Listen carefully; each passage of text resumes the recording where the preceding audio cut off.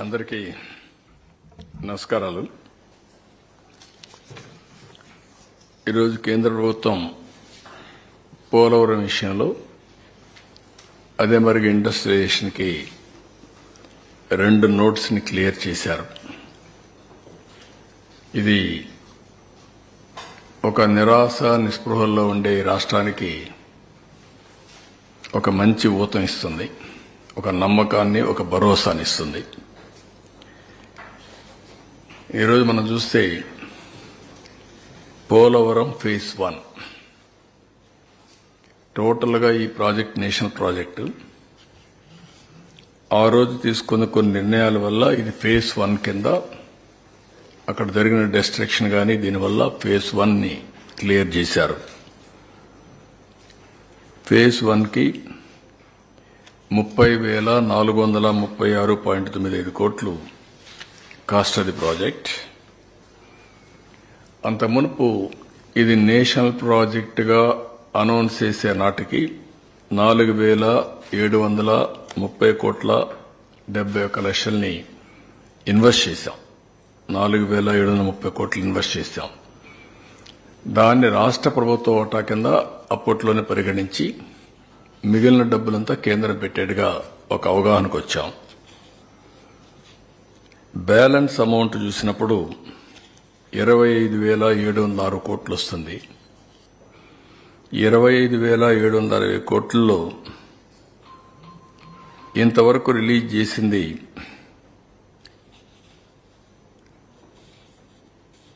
15,146 కోట్లు. ఆ బ్యాలెన్స్ లో మొత్తం రిలీజ్ తీసేసినాక 15,146 కోట్లు ఇవ్వాలి. ల్యాండ్ అక్విజిషన్ కి అండ్ ఆర్ ఇవన్నిటికీ 1,597 కోట్లు ఖర్చు పెట్టాం. ఇవన్నీ పోతే ఈరోజు నెట్ 12,157 కోట్లు ఇవ్వడానికి కేబినెట్ ఇన్ ప్రిన్సిపల్ యాక్సెప్ట్ చేసింది. అయితే ఇక్కడికి వచ్చినప్పుడు 2 సంవత్సరాలకి, ఇదేదో 20 ఏళ్ళు 30 ఏళ్ళు కాకుండా 2 ఇయర్స్కే 24-25కి 6,000 కోట్లు, 25-26కి 6,157 కోట్లు ఇవ్వడానికి కేంద్రం అంగీకరించారు. ఇక్కడ కూడా డేట్ వారీగా ప్రిస్క్రైబ్ చేశారు.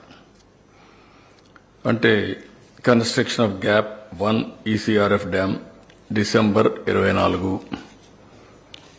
Construction of ECRF dam diaphragm wall gap 2 June 2025, completion of spillway and gates May 2025, completion of approach and pilot channels May 2025, completion of connectivities May 2025, completion of ECRF gap 2 and dam March 2026కి. మొత్తం కూడా project ని 2026-27 మార్చి లోపల complete చేసేట్టుగా ఒక schedule announce చేశారు. ఇది ఒక విధంగా చెప్పాలంటే సంతోషించదగ్గ విషయం. దీన్ని మనస్ఫూర్తిగా స్వాగతిస్తున్నాం. నరేంద్ర మోడీ గారికి, నిర్మలా సీతారామన్ గారికి,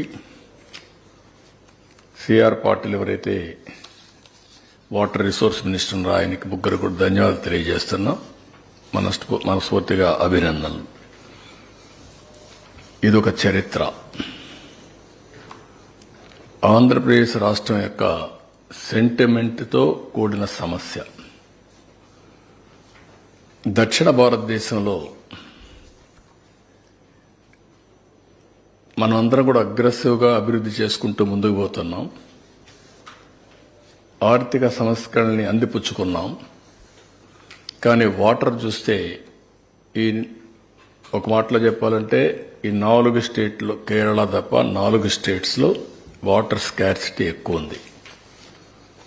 త్రాగునీరు కానీ, ఇరిగేషన్ వాటర్ కానీ ఇవన్నీ ఉన్నాయి. ఫార్చునేట్లీ అదృష్టవశాత్తు ఆంధ్ర రాష్ట్రంలో, ఒకప్పుడు కంబైన్డ్ రాష్ట్రం, ఇప్పుడు ఆంధ్ర రాష్ట్రంలో గోదావరి కృష్ణా నదులు 2 నదులు ఉన్నాయి. గోదావరిలో అబండెంట్ వాటర్ ఉంది, ఇది సముద్రం లేకపోతా ఉంది. అయితే ఎప్పుడో ఈ ప్రాజెక్టు ప్రారంభించినా కానీ ఆ రోజు చేసినటువంటి రాజశేఖర్ రెడ్డి యొక్క చర్యల వల్ల ప్రాజెక్టు ముందుకు పోకుండా వెనుకబోయే పరిస్థితికి వచ్చింది.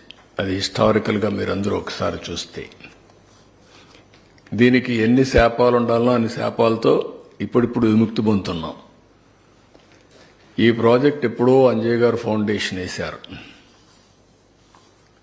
అప్పుడే ఇందిరాసాగర్ పేరు కూడా పెట్టారు. ఇట్లా అనేక సమయాల్లో ఈవెన్ కాటన్ అయితే అప్పట్లోనే ఆలోచన చేశాడు. ధవళేశ్వరం ప్రాజెక్టు కట్టే మునిపే ఇక్కడ ప్రాజెక్టు కడితే ఎట్లుంటుందని చేసి బ్రిటిష్ పార్లమెంట్ ఒప్పుకోకపోతే అప్పుడు ధవళేశ్వరం బ్యారేజ్ కట్టాడు. లేకుంటే అప్పట్లోనే అయిపోయి ఉండాల్సిన ప్రాజెక్ట్ ఇది. అంటే ఎన్ని ఇబ్బందులు రావాలన్ని ఇబ్బందులు వచ్చాయి. అలాంటిది రాజశేఖర్ రెడ్డి కాంట్రాక్టర్లు మార్చి ఆ కాంట్రాక్ట్ లిటిగేషన్ పడి 2009 వరకు ఆ కాంట్రాక్టులు పనిచేస్తుంటే అయిపోయిండేది, పనిచేయకుండా అడ్డుపడ్డాడు. అది ఆయన చనిపోయే వరకు మళ్ళా కాంట్రాక్ట్ని పిలవలేకపోయాడు. కాలువలు మాత్రం కొంత మట్టి తీశాడు, కడవని వదిలేశాడు ఆయన. తర్వాత రోసయ్య గారు కూడా చేయలేకపోయారు. కిరణ్ కుమార్ రెడ్డి వచ్చిన తర్వాత సీఎం అయిన తర్వాత టెండర్లు పిలిచాడు, అది కూడా 20-25 సార్లు సమైక్య ఆంధ్రప్రదేశ్లో ఎవ్రీ టైం అసెంబ్లీలో వచ్చి అక్కడి నుంచి ప్రాజెక్టు యాజ్ ఇట్ ఈస్ ఉంది. ఆ సమయంలో బైఫర్కేషన్ అయింది. అప్పుడే ఈ రాష్ట్రానికి న్యాయం చేయాలి, ఎట్లా కాంపన్సేట్ చేయాలనుకున్నప్పుడు ఇది ఒక ముఖ్యమైన ప్రాజెక్ట్. పోలవరం ఒక నేషనల్ ప్రాజెక్టుగా ఇచ్చారు. అక్కడి నుంచి నేను ముఖ్యమంత్రి అయ్యాను. ప్రాజెక్ట్ ఇచ్చారు, చట్టంలో పెట్టారు, కానీ ఆ 7 మండలాలు ఇవ్వలేదు. ఆ 7 మండలాలు ముంపుకు గురవుతాయి. ముంపుకు గురైతే ఆ మండలాలు రాకపోతే ప్రాజెక్టు కాదు. అప్పుడు కేంద్రాన్ని గట్టిగా అడిగినప్పుడు నేను ఆ రోజు ఒకటే చెప్పాను, నేను ముఖ్యమంత్రిగా ప్రమాణ స్వీకారం చేయాలంటే ఈ 7 మండలాలు ఇచ్చి ప్రాజెక్టు పూర్తి చేస్తామంటే నేను ఇది చేస్తానని ఆ 7 మండలాలు ఇమ్మని అడిగాను. ఆ రోజు ఎన్డీఏ ప్రభుత్వం, థ్యాంక్స్ టు దెమ్, 7 మండలాలు ఇచ్చిన తర్వాత పార్లమెంట్ సమావేశాలు సమన్ చేశారు. ఎప్పుడు కూడా చరిత్రలో క్యాబినెట్ ఫార్మ్ అవుతానే పార్లమెంటు ఇచ్చేసి రెగ్యులర్ బిజినెస్కి వెళ్తారు. అట్లా కాకుండా పార్లమెంట్ సమావేశాల కంటే ముందు ఒక ఆర్డినెన్స్ పాస్ చేసి ప్రెసిడెంట్ ఆమోదించి తర్వాత పార్లమెంట్ సమావేశాలు పెట్టారు. That is the difference. ఆ విధంగా మన చిరకాల కోరిక నెరవేరే ఆశలు వచ్చాయి. అక్కడి నుంచి 28 సార్లు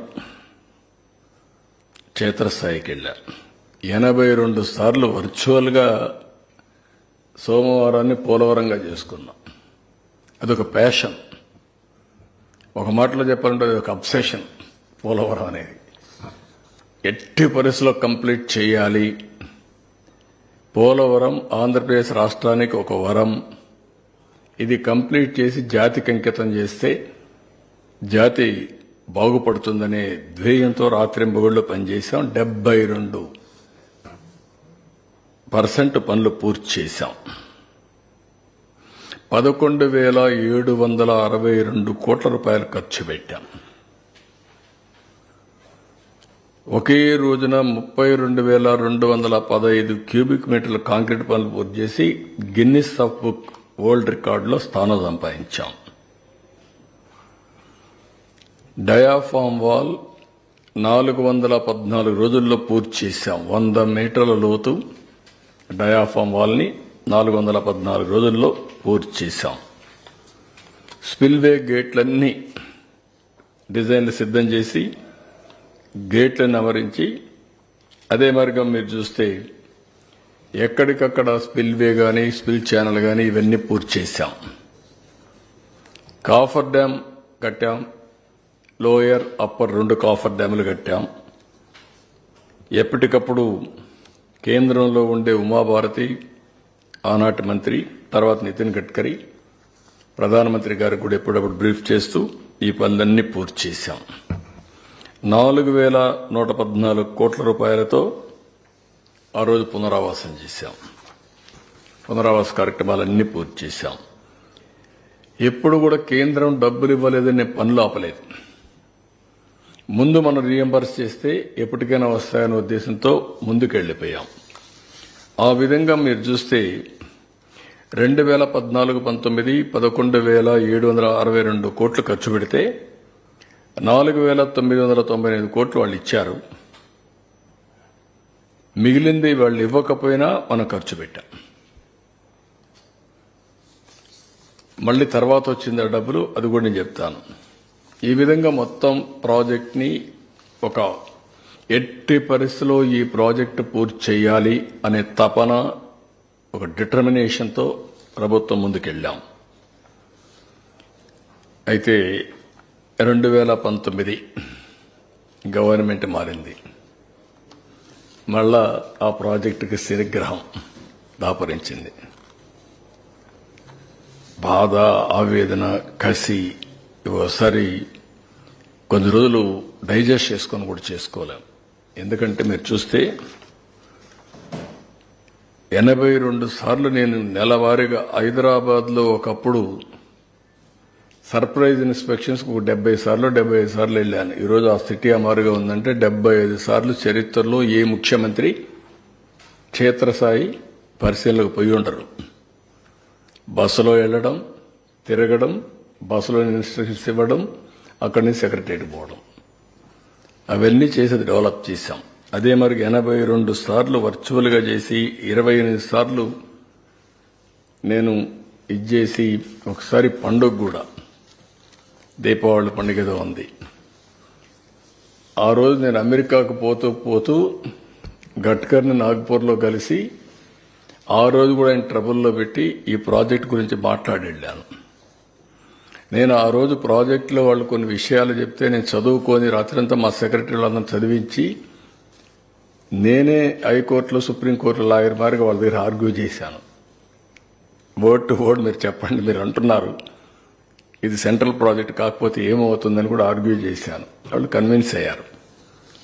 అంత ఇదిగా చేసిన ప్రాజెక్ట్ని విలువ తెలియని వ్యక్తులు వస్తే ఏ విధంగా ఉంటుందో అదే జరిగింది. విలువ తెలియాలి, వాల్యూ అది ప్రాజెక్ట్. ప్రజలకు ఏం కావాలో తెలియాల్సిన అవసరం ఉంది. విలువ తెలియని వ్యక్తులు మీరు చూసినప్పుడు నేరుగా సైట్లో very crucial small work, coffer dam కొంత పోర్చాలి. అండర్స్టాండింగ్ ఇంజనీర్స్, అప్పుడుండే service provider, contractor before rainy సీజన్లో అది పూర్తి చేసేసరికి ప్లానింగ్, ఎగ్జిక్యూషన్ ఎవ్రీథింగ్ కంప్లీట్ చేశాం. ఆ సమయంలో ప్రజాస్వామ్యంలో మార్పులు జరుగుతాయి. ఇది చరిత్ర. ఆ మార్పు ఎంతవరకు పోయిందంటే ప్రమాణ స్వీకారం చేసిన తొలి రోజునే పోలవరం పనులు నిలిపేమన్నారు. Can you imagine? నేను ఆ రోజు ప్రమాణ స్వీకారం చేసిన తొలి రోజునే 7 మండలాలు ఇస్తే తప్ప నేను ప్రమాణ స్వీకారం చేయనని చెప్పాను. అది నా దూరదృష్టి. ఆ 7 మండలాలు ఇవ్వకపోతే ఏమవుతుంది? జూన్ 2వ తారీఖున 2 రాష్ట్రాలుగా ఏర్పడతాయి. ఏ పని కావాలన్నా, 1 ఇంచ్ ఇది కావాలన్నా మళ్ళా ఆ రాష్ట్ర అనుమతి కేబినెట్లో కానీ అసెంబ్లీలో పెడితేనే అవుతుంది 2 రాష్ట్రాలు వచ్చినప్పుడు. అలాంటిది ఫస్ట్ టైం తీసుకొచ్చాం. వీళ్ళు ఏం చేశారు? ఫస్ట్ టైం వస్తానే ఆ సాయంత్రమే ఆర్డర్స్ ఇచ్చాడు. సైట్లో కూడా నిర్మాణ సంస్థ ఉండకూడదని జూలై 29, 2019 నోటీసులు జారీ చేశారు. అంటే సైట్లో కూడా ఉండకూడదని వెళ్ళిపోయి ఇక్కడి నుంచి మొత్తం మూటముల్లి తద్దుకొని వెళ్ళిపోమని చెప్పి తరిమేశారు. అక్కడి నుంచి ఆఫీసర్ని షిఫ్ట్ చేసేశారు. ఎవ్వడూ లేనటువంటి అనాథగా ప్రాజెక్టు తయారు చేశారు. అంటే గర్వమా, పొగురా, లేకపోతే మనిషికి అహంభావమా, లేకపోతే చేతగాంతనమా లేదంటే పిచ్చితనమా ఏదైనా అనొచ్చు మనం. దాని పర్యవసానం మనం చూసినప్పుడు ఇవన్నీ చేసి 2 సీజన్స్ ఏమీ పట్టించుకోవాలి. 15 నెలలు ఒక మేజర్ ప్రాజెక్ట్ ఇది. 50 లక్షల క్యూసెక్స్ ఆఫ్ వాటర్కి అంటే 500 టీఎంసీ ఆఫ్ వాటర్ వస్తుంది. కాబట్టి 500 టీఎంసీ నీళ్లు సముద్రంలోకి పోవడానికి సర్ప్లస్ వేర్ కానీ, స్లూయిస్ కానీ, అవుట్ఫ్లో కానీ ఇవన్నీ నిర్మాణం చేశాం. దానికి ఇండియాలో ఏ ప్రాజెక్టు లేదు. వెలాసిటీ కూడా ఇంత పెద్ద ఎత్తున నీళ్లు వచ్చే ప్రాజెక్ట్ ఏది ఉండదు. అలాంటి ప్రాజెక్ట్ని అనాథన చేసి, ఎవడు లేకుండా చేసి, రివర్స్ టెండర్ని ఒక ఆనందం, పైశాచిక ఆనందాన్ని పొందారు. మే 19 నుంచి 20 అక్టోబర్ వరకు ప్రాజెక్టుకి దిక్కు ముక్కు ఏమీ లేదు, గాలి కుదిలి పెట్టేశారు. దీంతో ఆగస్టు 20 అక్టోబర్లో వర్షాలు వచ్చాయి. ఏదైతే ఆ కాఫర్ డ్యాం పూర్చుంటే అక్కడి నుంచి నీళ్లు వెళ్ళిపోయేటివి. ప్రొటెక్ట్ చేసుంటే ఈ డ్యామేజ్ వచ్చేది కాదు. 2021కి ప్రాజెక్టు పూర్తి అయిపోయి ఉండాలి. అలాంటి ప్రాజెక్టుకు ఆ నీళ్లు రావడం, సుడులు తిరగడం, 20 అడుగులు కిందికి వెళ్ళిపోవడం, డయాఫామ్ వాల్ డిస్టర్బ్ చేయడం, కాఫర్ డ్యాం డిస్టర్బ్ చేయడం. కాఫర్ డ్యాంలో కూడా జెట్ డ్రౌటింగ్ ఉంది, అది కూడా డిస్టర్బ్ కావడం. గ్యాప్ 1 అది కొట్టుకొని వెళ్ళిపోవడం 100 మీటర్లు. చరిత్రలో ఎప్పుడూ రానటువంటి నష్టం జరిగింది. ఈవెన్ వీళ్ళు కట్టినటువంటి గైక్ బండ్ కూడా కుంగిపోవడం, ఇవన్నీ జరిగాయి. ఇవన్నీ జరిగి మీరు చూస్తే ఎంత బాధేస్తుందంటే 19-24లో వీళ్ళు ఖర్చు పెట్టింది 4,167 కోట్లు. గవర్నమెంట్ ఆఫ్ ఇండియా ఇచ్చింది 8,382 కోట్లు. ఆ టైంలో పాత బకాయిలు కూడా ఇచ్చారు. 3,325 కోట్లు కాంట్రాక్టర్లకు కూడా డబ్బులు ఇవ్వకుండా ఇప్పుడు పెండింగ్లు పెట్టేసి ఈ డబ్బులు డైవర్ట్ చేసుకున్నారు. అంటే ఎంత బాధ్యతారాహిత్యం, ఎంత నిర్లక్ష్యమో దీన్ని బట్టి అర్థమవుతుంది. అక్కడి నుంచి ప్రాజెక్ట్ ఏమైందో వదిలిపెట్టేశారు. తర్వాత గవర్నమెంట్ ఆఫ్ ఇండియా ఇవన్నీ చూసిన తర్వాత అప్పుడే గవర్నమెంట్ ఆఫ్ ఇండియా 2 సార్లు వార్నింగ్ ఇచ్చారు. ఒకటి పీపీఏ చాలా స్పష్టంగా ప్రాజెక్టులో మీరు ముందుకెళ్లొద్దండి, ఓల్డ్ కాంట్రాక్టర్ న్యూ కాంట్రాక్టర్ ఇద్దరి మధ్యలో జవాబుదారీతనం ఎవరి మీద ఫిక్స్ చేయాలనో చేయలేము, వెయిట్ చేయండి, డిస్కస్ చేయండి అని వాళ్ళు చెప్పారు రికార్డ్ చేసి. Polavaram project authority chairman, secretary, water resource ministry ఒక లెటర్ రాశారు.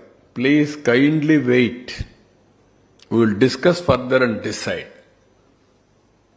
ఈ యొక్క సీరియస్నెస్ మీరు అర్థం చేసుకొని వెయిట్ చేసి తర్వాత చేద్దురంటే వినకుండా వెళ్ళారు. దాని పర్యవసానం మొత్తం ఇది డ్యామేజ్ అయినాక మళ్ళా గవర్నమెంట్ ఆఫ్ ఇండియా ఐఐటి హైదరాబాద్ని పంపించారు. మొత్తం ఇన్వెస్టిగేషన్ చేసి చాలా స్పష్టంగా ఎప్పుడు డ్యామేజ్ అయింది, ఎందుకు డ్యామేజ్ అయింది, అన్ని రీజన్స్ అన్ని ఎక్స్ప్లెయిన్ చేశారు. దానికి అడ్డదారిలో ఇష్ట ప్రకారం ఆర్గ్యుమెంట్లు పెడుతున్నారు. చేతగాని ఆర్గ్యుమెంట్లన్నీ. ముందు డయాఫామ్ వాల్ ఎందుకు కట్టారు, కట్టలేదు. ఈసీఆర్ఎఫ్ డ్యామ్ ఎందుకు కట్టలేదు, లేకుంటే ఎందుకు కాఫర్ డ్యామ్లన్నీ పూర్తి చేసి నాకు ఎన్ని కట్టచ్చు కదా, అడ్డదుడ్డంగా. ఆ రోజు CWC, government of India, government of Andhra Pradesh engineers అందరూ కూర్చొని ఇవన్నీ కూడా ఈ సీజన్ లోపల పూర్తి చేసుకుంటే నెక్స్ట్ సీజన్కి మిగిలిన పనులు పూర్తి అయిపోయి ప్రాజెక్టు త్వరితగతిన అవుతుందని పెడితే, మీరు చేసిన తప్పుని కప్పిపుచ్చుకోవడానికి ఇష్టానుసారంగా తప్పుడు సమాచారం ఇచ్చి ఇష్టానుసారంగా ముందుకు పోయే పరిస్థితికి వచ్చారు. ఇప్పుడు వీళ్ళు చేసిన ఈ తప్పుడు పనులన్నిటి వల్ల 227 అంటే 6 ఏళ్లు వెనక్కి వెళ్ళిపోయాం. అదే మరిగా ఇప్పుడు 41.15 ఫేజ్ 1, ఫేజ్ 2 45.72. ప్రాజెక్ట్ నిర్మాణంలో ఇది ఉండదు, కానీ వాటర్ ఇంపౌండ్ చేయడంలో 41.15కే కంప్లీట్ చేయాల్సి వస్తుంది. మొత్తం డిపిఆర్ 2కి ఆ రోజు ఇచ్చిన అనుమతి 55,548 కోట్లు. కాబట్టి ఇది 30,000 కోట్లు అంటే ఇంకా 25,000 కోట్లు కన్స్ట్రక్షన్ కానీ R&R అండ్ ఆల్సో వాళ్ళకి ఇవ్వాల్సిన ల్యాండ్ ఎక్విజిషన్ ఇవన్నిటికి ఇవ్వాల్సి వస్తుంది. అవన్నీ కూడా వర్కౌట్ చేస్తాం. నేను ఎందుకు ఈ విషయాలు చెప్పానంటే మీ అందరికీ ఒక వ్యక్తి దుర్మార్గమైన చర్యల వల్ల, అవగాహన లోపం వల్ల ఈ ప్రజాస్వామ్యంలో ఒక్కొక్కసారి ప్రజలిచ్చిన మద్దతు కానీ మ్యాండేట్ మిస్యూజ్ వల్ల జాతికి ఎంత నష్టం జరుగుతుందో ఇది ఒక ఉదాహరణ. ఈరోజు మళ్లీ కేంద్రంలో ఎన్డీఏ వచ్చింది. మళ్ళా ఇక్కడ ప్రజలు ఒక హిస్టారిక్ మ్యాండేట్ ఇచ్చారు.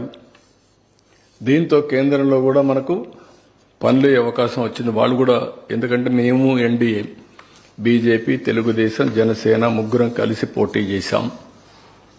ముగ్గురం కలిసి ఈ రాష్ట్రాన్ని మళ్లీ పునర్నిర్మాణం చేస్తామని, రీకన్స్ట్రక్షన్ చేస్తామని స్పష్టమైన హామీ ఇచ్చాం. ఆ హామీ ఫలితమే ఏదైతే పెండింగ్లో ఉండే ఈ ప్రాజెక్ట్ని చాలా తొందరలో, if you can see timing also, నేను ఫస్ట్ టైం పోయినప్పుడు చాలా స్పష్టంగా ఎక్స్ప్లెయిన్ చేశాను. 2 సార్లు ప్రధానమంత్రిని కలిశాను, 2 సార్లు వాటర్ రిసోర్స్ మినిస్టర్ని కలిశాను, 3 సార్లు నేను ఫైనాన్స్ మినిస్టర్ని కలిశాను. మొత్తం ఎక్స్ప్లెయిన్ చేశాను. మంత్రులు వెళ్ళారు, మా డిపార్ట్మెంట్ వెళ్ళారు, అందరూ కలిసి మాట్లాడారు. దాని పర్యవసానం ఈరోజు మళ్లీ పోలవరాన్ని ట్రాక్లో పెట్టగలిగాం. ఇప్పుడు ఒక ఆశ,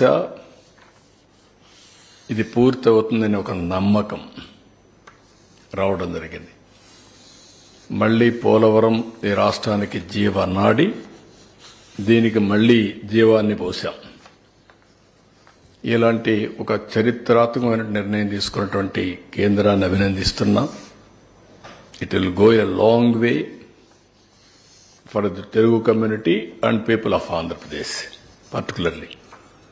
దానికి వారికి కూడా ధన్యవాదాలు తెలియజేస్తూ, అదే సమయంలో ఈరోజు దేశంలోని 12 ప్రాంతాల్లో పారిశ్రామిక కారిడార్లు ఏర్పాటు చేస్తున్నారు.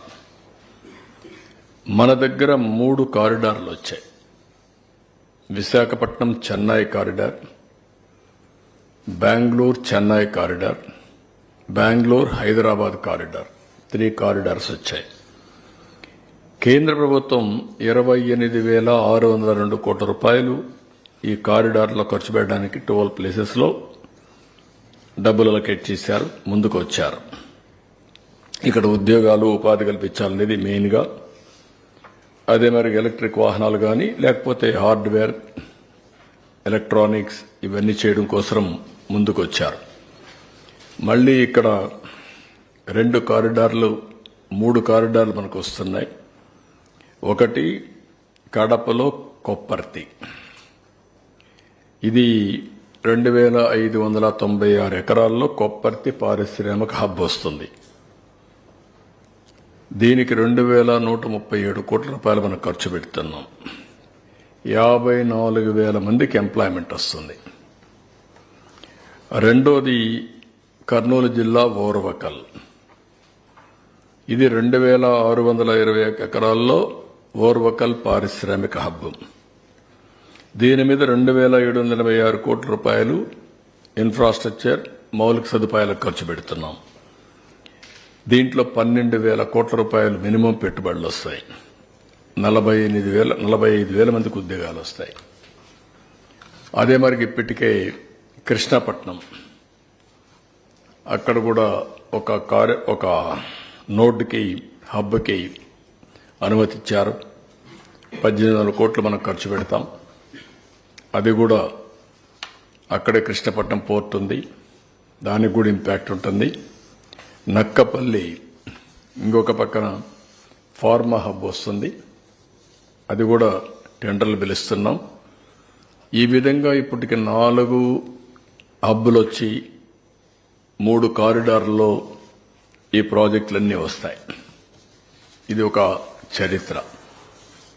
ఇప్పుడిప్పుడు మళ్ళీ డెవలప్మెంట్ కానీ ఇక్కడ ఇన్స్టిట్యూషన్స్ కానీ ప్రాజెక్ట్స్ కానీ ముందుకు పోయే పరిస్థితి వచ్చింది. దీనికి కూడా నేను కేంద్రాన్ని మనస్ఫూర్తిగా అభినందిస్తున్నాం. ఈ కేంద్రం దగ్గర ఇప్పుడు అనౌన్స్ చేసిన 2, ఇంతకుముందు అనౌన్స్ చేసిన 2 ఉన్నాయి, 4 ఉన్నాయి. దానికి కూడా మనస్ఫూర్తిగా అభినందిస్తున్నాం.